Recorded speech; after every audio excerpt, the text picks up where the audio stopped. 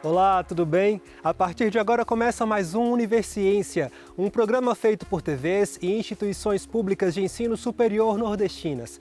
Aqui a gente mostra a importância das produções científicas do Nordeste e como elas têm transformado a vida das pessoas. Vamos ver agora as pesquisas de hoje. Estudo da Universidade Federal de Sergipe analisa a contaminação por mercúrio em peixes do Rio São Francisco. Pesquisa da Universidade Federal do Rio Grande do Norte aponta que apenas 1 em cada 100 brasileiros consome alimentos biodiversos. Um estudo da Universidade Federal do Ceará observa a alta incidência de casos de câncer de mama em jovens de uma comunidade quilombola. Pesquisadores da Universidade Estadual do Sudoeste da Bahia, campus de Jequié, avaliam os efeitos dos compostos químicos identificados nas ervas medicinais que são utilizados no SUS. Tudo isso você confere a partir de agora no Universiência.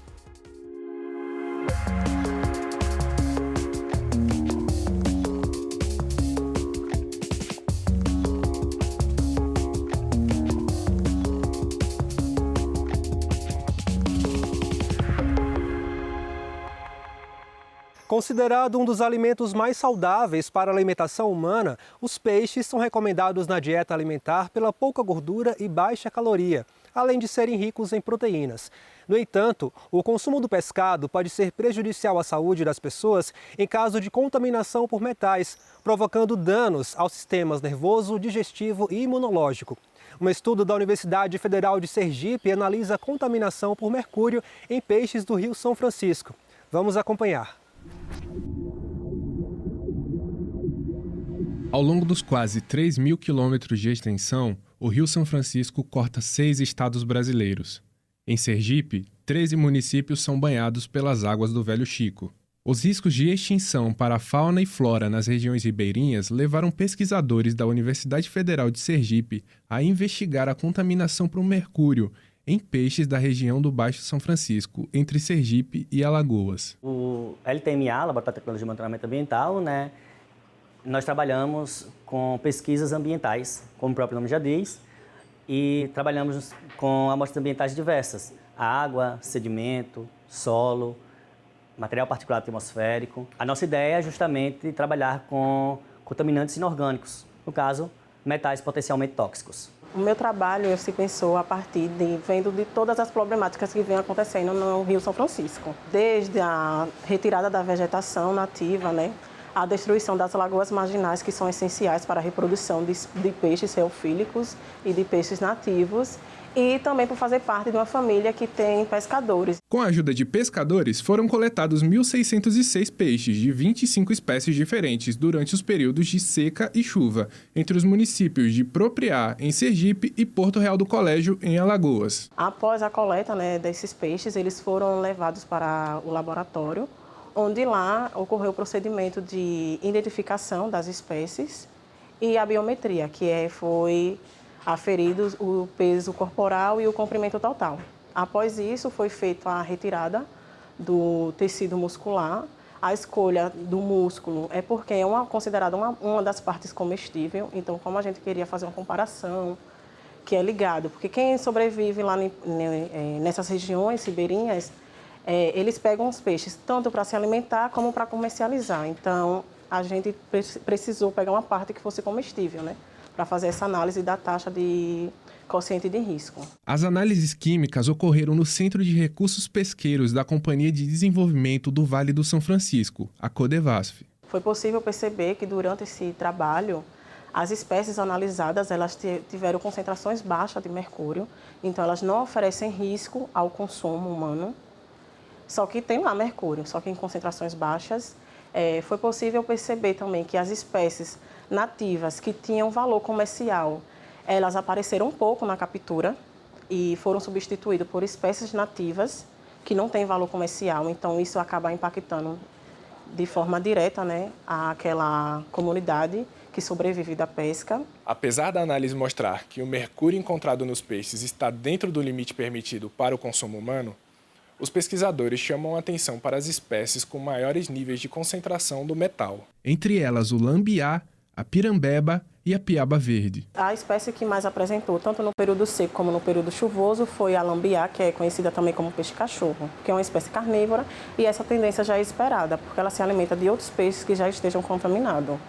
E o mercúrio ele vai se transpor em toda a cadeia alimentar, né? E, além de identificarmos contaminantes, que foi o mercúrio nesse caso, né, nós temos a relação entre o surgimento de espécies, né, a inclusão de espécies, novas espécies no Baixo São Francisco, e a extinção de algumas, ou seja, o desaparecimento, né?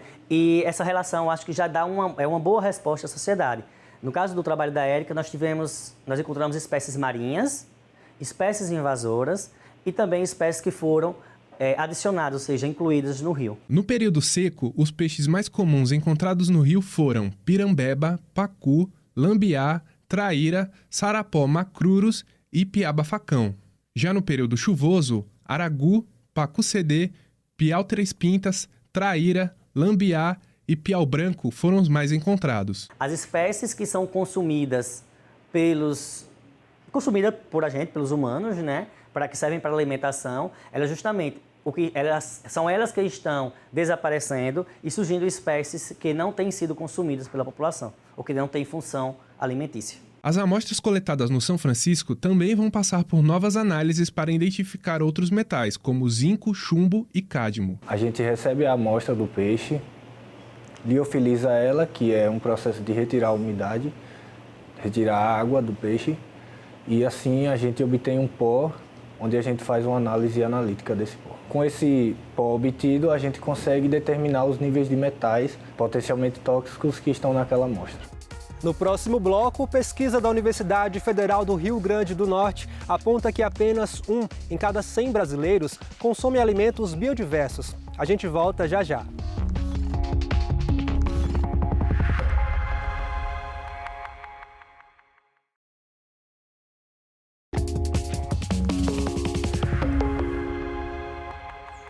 O Brasil é um dos países mais biodiversos do mundo, porém essa biodiversidade não se reflete no prato do brasileiro. Um estudo feito por cientistas do Laboratório de Nutrição da Universidade Federal do Rio Grande do Norte e outras 7 universidades mostra que apenas 1 em cada 100 pessoas consome alimentos biodiversos. A equipe do estudo alerta para a importância de se considerar o contexto socioeconômico ao promover o consumo desses alimentos.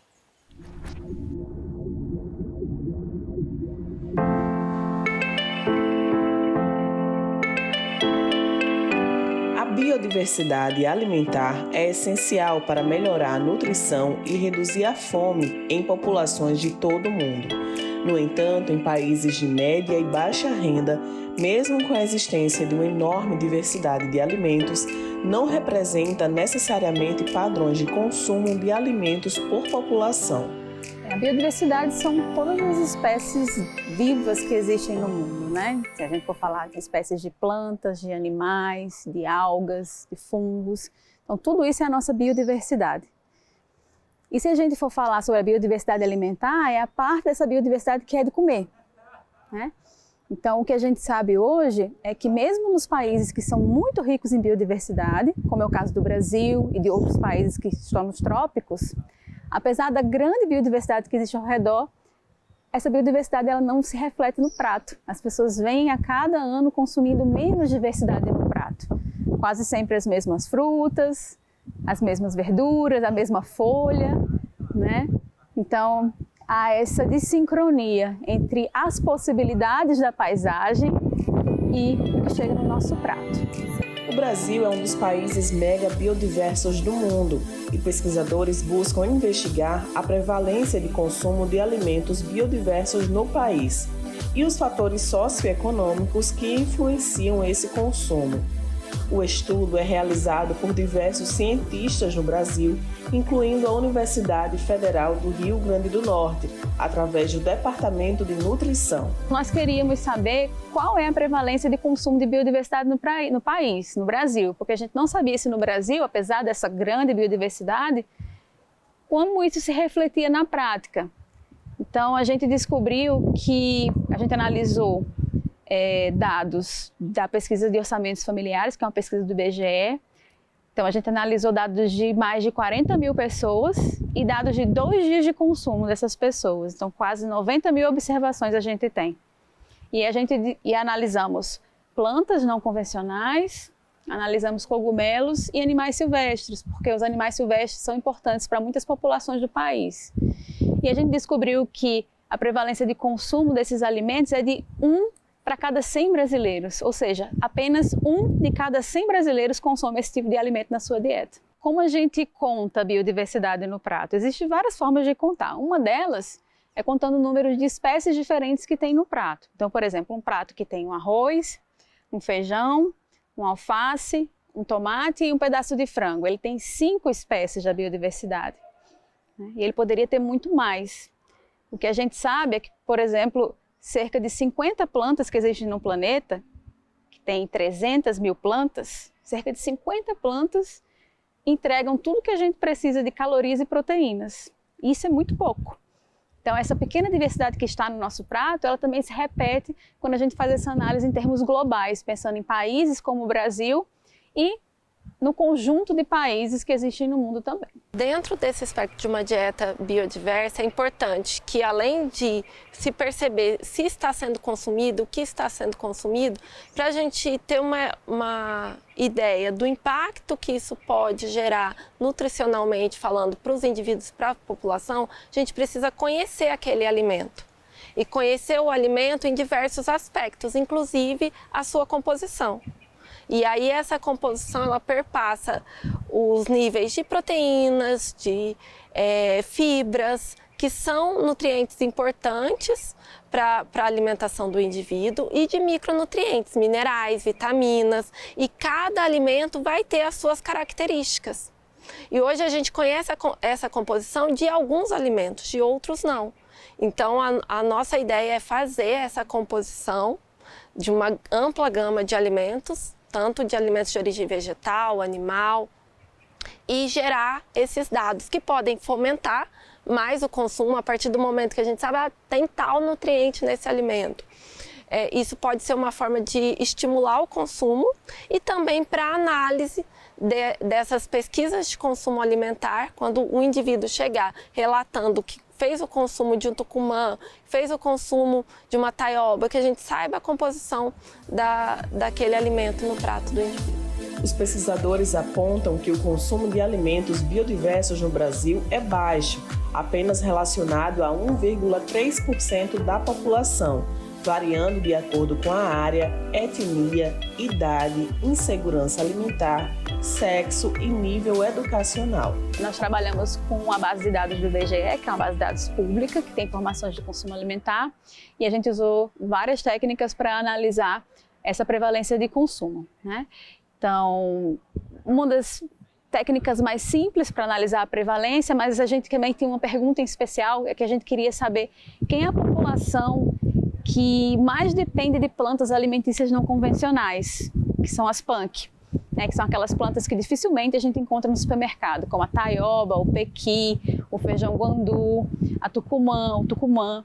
Então, a gente tinha uma ideia de que as pessoas que mais dependiam dessas plantas são pessoas que vivem em situação de vulnerabilidade socioeconômica. E a gente confirmou essa hipótese, né, de que as pessoas que comem mais dessas plantas são pessoas que usam essas plantas como uma rede de proteção. Então, são mulheres, em geral negras, que vivem na zona rural, em domicílios onde a fome é uma ameaça. A gente descobriu também que as populações que consomem cogumelo e caça são diametralmente opostas. Então, as pessoas que consomem cogumelos são pessoas com altíssimo nível de escolaridade, com uma renda 10 vezes maior do que a renda média da população, brancas vivendo no sul e sudeste. E as populações que consomem carne de caça são populações que têm 1/3 da renda média do país, que vivem em lares com insegurança alimentar no norte e nordeste do país. Então, esse dado é muito importante porque mostra para a gente que se por qualquer razão a carne de caça não estiver disponível para essas pessoas que dependem desse recurso, elas podem vir a passar fome. A gente sabe que uma dieta que tem menos diversidade é uma dieta de menor qualidade nutricional. A gente demora mais a atingir a adequação de diversos nutrientes, como a vitamina C, vitamina A, enfim. Então, quando a gente consome mais diversidade, maior a chance de a gente ter mais esses nutrientes todos contemplados, né? O segundo ponto é que a gente já sabe hoje, que alguns estudos vêm demonstrando que quanto maior a diversidade no nosso prato, menor é a taxa de mortalidade. Para a saúde ambiental também a gente tem consequências, porque se a gente fala que o prato tem que ser diverso, a gente está dizendo que as hortas têm que ser diversas, que as fazendas têm que ser diversas e não baseadas em monoculturas. E a gente sabe que as monoculturas apresentam diversos desafios, né, para esse nosso desejo de fazer a transição ecológica.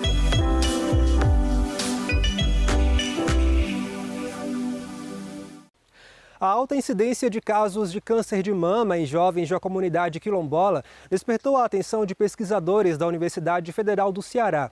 Você vai conhecer agora um estudo que busca entender o papel da herança genética para o desenvolvimento de tumores precoces e o que pode ser feito para dar mais qualidade de vida e longevidade para essas mulheres.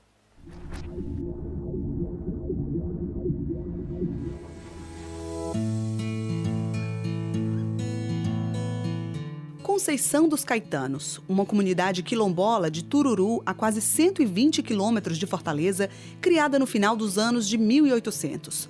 Surgiu como um espaço de resistência de negros recém-libertados do regime da escravidão. Aqui se firmaram como comunidade, sobrevivendo da agricultura, e se multiplicaram. Hoje são mais de 300 famílias descendentes de Caetano José, o fundador do Quilombo. E todo mundo se reconhece como parente, como explica o pesquisador Hilário Ferreira. Entenda a família como uma família extensiva, não essa família nuclear. E ele coloca toda essa família, avô, tio, né, todo mundo lá dentro. E até o século XX, vamos dizer, a década de 50 do século XX, eles casavam entre si. É a partir se não me falha a memória, né, da década de 50 do século XX que pessoas de fora, brancos, vão entrando naquela comunidade. Essa grande família dos caetanos compartilha mais do que a mesma cultura e os mesmos traços físicos. Tem também algo genético que tem preocupado os médicos. Quase todos por aqui convivem de perto com medo de um dia desenvolver um câncer. Minha irmã, minha tia, meu avô, tudinho. Todos já tiveram câncer? Tiveram. Minha irmã morreu dessa doença real mesmo. Sério? Era jovem ainda? Hã? Era jovem? Ela tinha uma filha. Ela foi com 24 anos, ela. A senhora tem medo dessa doença? Eu tenho, minha filha, que não tem jeito. Não tem jeito não, quando é para ir, vai mesmo. Dona Bibiu, uma das matriarcas da comunidade, há mais de 80 anos, testemunha o aparecimento de casos de câncer por aqui. Ela lembra que, antigamente, os moradores se referiam apenas como a doença feia. Pela falta de assistência, era algo tratado pelos próprios quilombolas. As pessoas adoeciam, não tinha como se cuidava só com remédio do mato. Uma pessoa ensinava uma coisa, outra ensinava outra. E ela... Tudo quanto ensinava, ela tomava e não servia de jeito nenhum. Chá, essas coisas? Chá. Aqui na nossa comunidade não tinha ninguém que tivesse alguma inteligência para a saúde, não. Tudo era fora. A situação mudou. Hoje a comunidade tem um suporte, a própria unidade básica de saúde. A primeira acolhida dos pacientes com sintomas suspeitos de câncer. E o número de pessoas com esses sinais chama a atenção. A gente tem detectado muitos casos de câncer de mama aqui na comunidade. E é só do foco mesmo dos caetanos. Mais de 10 casos a gente já foi detectado aqui já. E é mais gente nova, né? O idoso já é adolescente mesmo. Agora mesmo a gente está com uma paciente que está indo para Fortaleza que foi detectada. E foi assim, encaminhada pelo posto de saúde, que a primeira paciente da comunidade quilombola de Tururu chegou ao UFC, mais especificamente ao Grupo de Educação e Estudos Oncológicos, o GEON. O caso de uma jovem com câncer nas duas mamas e relato de muitas parentes com diagnósticos parecidos acendeu um sinal de alerta entre os pesquisadores. Os médicos começaram a mapear todas as pacientes que chegavam dessa comunidade com suspeitas de câncer de mama. Amostras de DNA foram encaminhadas para análise e veio aí uma grande surpresa. Conversando com outros oncologistas que fizeram o mapeamento genético dessas mulheres, a gente viu que 15 mulheres, né, tinham câncer de mama com a mesma mutação. Isso é muito, muito incomum. E a gente começou a hipotetizar se essa mutação estaria causando câncer de mama nessas mulheres quando elas são mais jovens. A mutação mutação genética encontrada em algumas dessas mulheres quilombolas é do tipo BRCA1, que ficou internacionalmente conhecida como mutação Angelina Jolie, depois que a atriz retirou preventivamente as 2 mamas ao descobrir uma alta probabilidade de desenvolver o câncer. Os médicos começaram então a observar casos parecidos em outras mulheres negras que chegavam para ser atendidas. Nós ficamos atentos com as mulheres negras quilombolas. De repente, o quilombo de Maranguape, tem uma região de Maranguape, eu não lembro o nome do quilombo lá, chegou uma mulher com câncer de mama e disse que tinha 2 irmãs também com câncer de mama.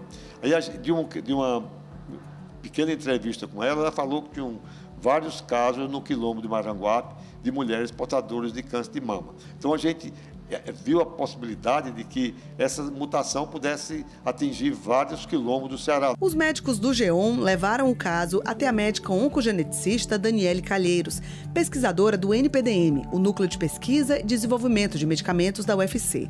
Em um congresso realizado em Chicago, nos Estados Unidos, em contato com o trabalho de outros pesquisadores do mundo, ela identificou uma situação semelhante na população afrodescendente norte-americana, especificamente em comunidades com origem na Nigéria. Em números, comparado com os caucasianos, em números absolutos, a mulher negra tem mais triplo negativo. E é esse tumor triplo negativo que se associa ao gene BRCA1. Se nós pegarmos as mulheres que são mutadas, ou que tem essa variante patogênica no gene BRCA1, nós sabemos que 70% delas vão desenvolver câncer de mama do tipo triplo negativo. Será que é só algo da raça? Mas o que é que a raça traz junto com a genética? O que é que a genética pode esclarecer em relação a essa associação? No retorno ao Brasil, essa inquietação científica virou projeto de pesquisa. A UFC ganhou um edital do Ministério da Saúde para investigar a fundo essa alta incidência do câncer de mama entre as mulheres negras do Ceará. Nos próximos anos, quase 4 milhões de reais vão ser investidos em um estudo amplo que vai abranger todas as 183 comunidades quilombolas espalhadas por 62 municípios cearenses. Os recursos são do Programa Nacional de Apoio à Atenção Oncológica, o PRONUM do Ministério da Saúde.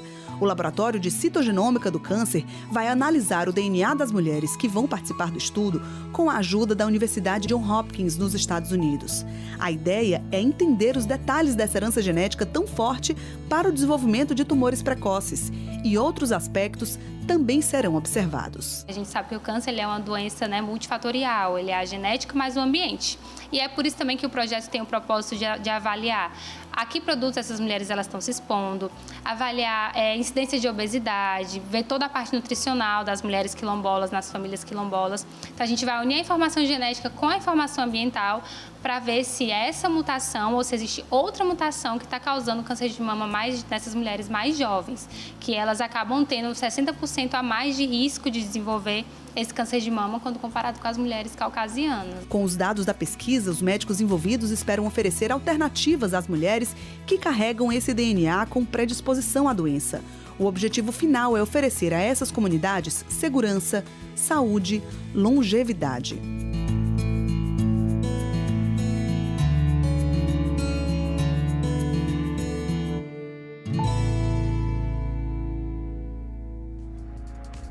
No próximo bloco, a gente vai conhecer ervas que podem auxiliar dentistas no tratamento de algumas doenças. A gente volta já.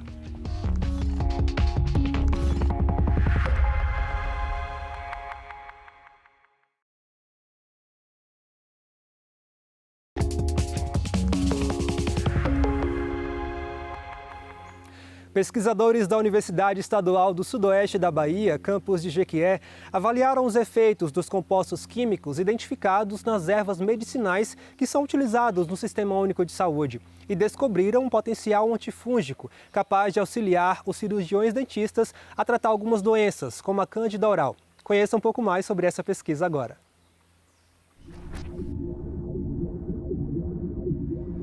E essa pesquisa, ela trata justamente de plantas medicinais do SUS, uma lista de 71 plantas que já apresentam uso clínico assegurado pelo Ministério da Saúde contra algumas infecções.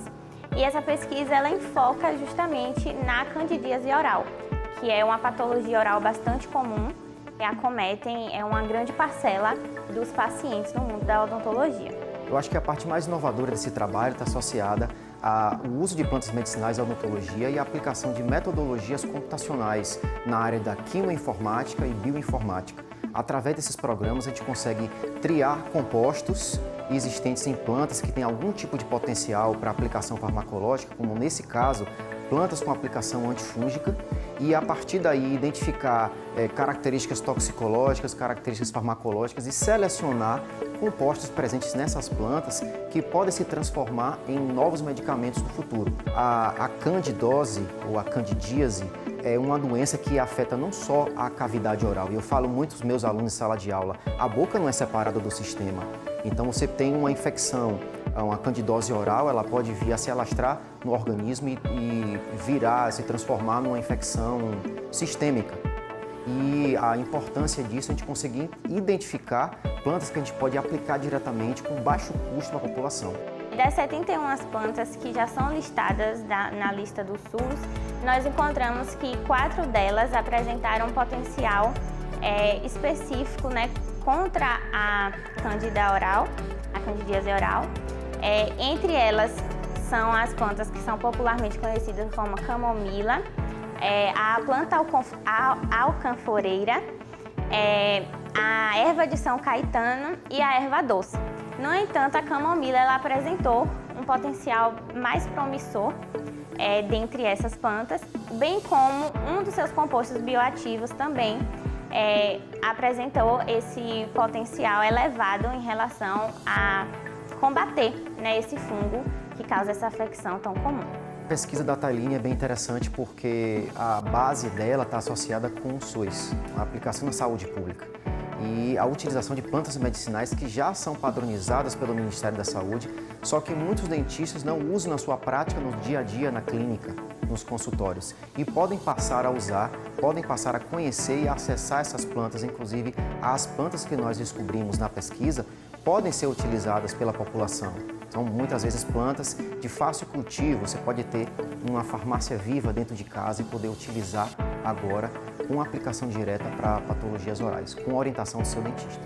Sim, então, essa pesquisa ela vai abrir um leque, né, de opções para o tratamento, tanto no que diz respeito ao uso pelos cirurgiões dentistas, né, que atualmente não utilizam muito dessas técnicas alternativas, como a utilização de plantas naturais, né? Então a gente pode ter uma eficácia nesse tratamento muito maior e diminuindo esses efeitos adversos que são levados ao paciente com essas drogas utilizadas.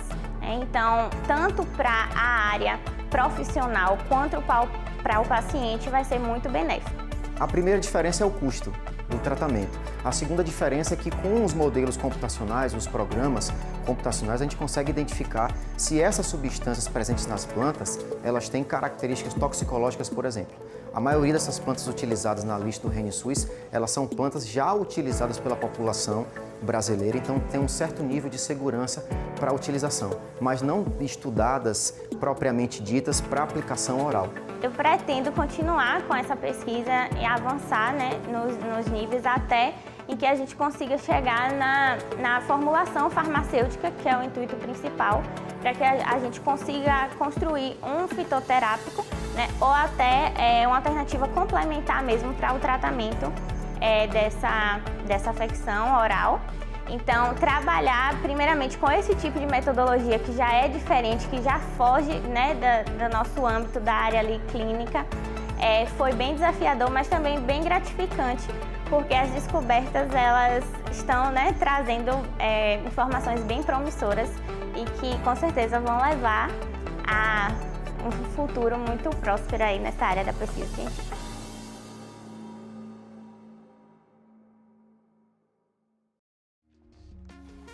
O Universiência de hoje fica por aqui. No próximo programa, traremos mais pesquisas inovadoras para que você possa conhecer o que tem sido produzido nas instituições públicas de ensino superior nordestinas.